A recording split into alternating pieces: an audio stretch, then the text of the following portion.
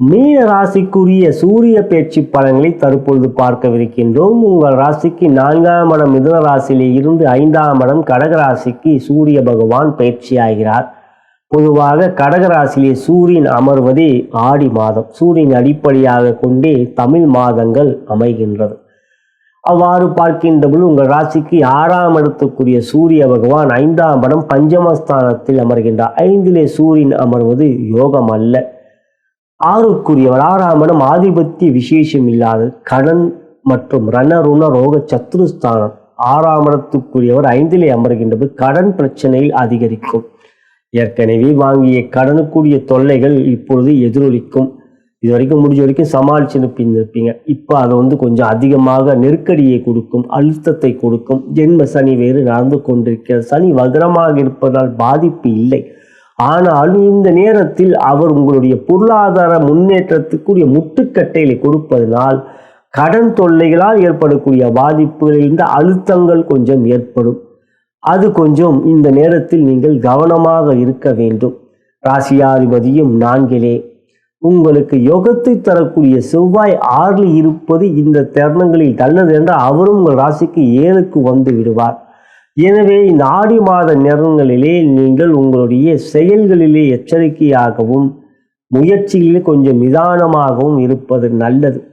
ஆனாலும் அதே சமயத்தில் சூரியன் உங்கள் ராசிக்கதிபதியான குருவுக்கு நண்பர், நெருங்கிய நண்பர். அவர் உங்கள் லாபஸ்தானத்தையும் பார்ப்பார். 6க்குரியவன் 11ஆம் இடத்தை பார்ப்பதினால் உங்களுடைய முயற்சியிலே உங்களுடைய வேகம் அதிகரிக்கும்.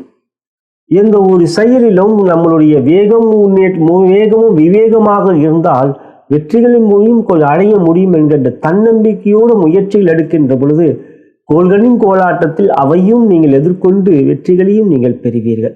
எனவே இந்த தருணங்களிலே தொழில் வியாபாரத்தில் இருக்கின்ற சகோதரிகளும் பார்க்கின்ற பொழுது கடன் தொல்லைகள் இருக்கக்கூடிய இந்த மாதமாகவும் ஆடி மாதம் உங்களுக்கு அமைந்திருக்கிறது. அதே சமயத்தில் உங்களுடைய வரவுகள் சிறப்பாக இருக்கும். வரவுகள் நன்றாகவே இருக்கும். வரவுகள் நன்றாக இருக்கும்போதற்கு காரணம் உங்களுக்கு லாபாதிபதியான சனீஸ்வர பகவான் ராசியிலே ஜென்ம சனியாக இருந்தாலும் அவர் வக்ரமாக இருக்கின்றதால் தொழில் வியாபாரத்தில் வரவுகள் சிறப்பாக இருக்கும். இந்த நேரத்தில் வரவுகள் நன்றாக இருந்தால் அந்த கடனை அடையுங்கள். அப்புறம் பார்த்துக்கலாம், அப்புறம் பண்ணிக்கலாம், அடைச்சிக்கலாம்னு பொழுது கடன்காரங்க வரவு நன்றாக இருக்குது, நல்லா ஓடிக்கிட்டு இருக்கு, நல்லா வியாபாரம் ஆகிக்கிட்டு இருக்கு, ஆனால் கடன் கொடுக்க மாட்டான்ட்டு உள்ள நெருக்கடியை கொடுப்பாங்க. இதை மட்டும் கவனத்தில் வச்சுக்கோங்க. ஏன்னா கடனை வாங்கிட்டோம்னு வச்சுக்கலாம், நம்ம அப்புறம் பார்த்துக்கலாம், நாளைக்கு பார்த்துக்கலாம்னு கணபதி சொல்கிற மாதிரி இன்று போய் நாளை வா, இன்று போய் நாளை வான்ற மாதிரி அஜாக்கிரதையாக இருந்தீங்கன்னா அதில் பிரச்சனை வரும். ஆனால் தொழில் வியாபாரத்தில் மீன ராசிக்கு 5ல் அமர்கின்ற சூரியன் லாபஸ்தானத்தை பார்ப்பதனால் வரவுகள் நன்றாக இருக்கும். அடுத்ததாக உத்தியோகத்தை பொறுத்தவரை உயரதிகாரி மிக கவனம் வேண்டும். மறைமுகமான எதிர்ப்புகள் உங்களுக்கு ஏற்படும். குறிப்பாக உங்களுடைய நட்புக்குரிய சக ஊழியர்களே உங்களுக்கு பின்புறமாக உங்களுக்கு இருக்கக்கூடிய பழைய பகைமையை காட்டி உங்களுக்கு எதிராக சதிகளைத்தான் செய்வார்கள். உத்தியோகத்தில் கவனம் வேண்டும். குறிப்பாக இந்த தனியார் துறையில் இருக்கக்கூடிய உத்தியோகஸ்தர்கள், ஐடி துறை, அதாவது கவர்மெண்ட் வேலைன்னு வச்சிங்களேன், அவங்க எத்தனை விஷயம் வந்தாலும் அதான் கவர்மெண்ட் வேலை உடனே பாதிப்பு வராது. அதுக்கு மேலதிகாரிகள் கொஞ்சம் ஆதரவு இருப்பாங்க. ஆனால் தனியார் துறை நினச்சா நம்மளை வெளியே போன்னு சொல்லிடுவாங்க, நினச்சா உள்ள வாங்குவாங்க.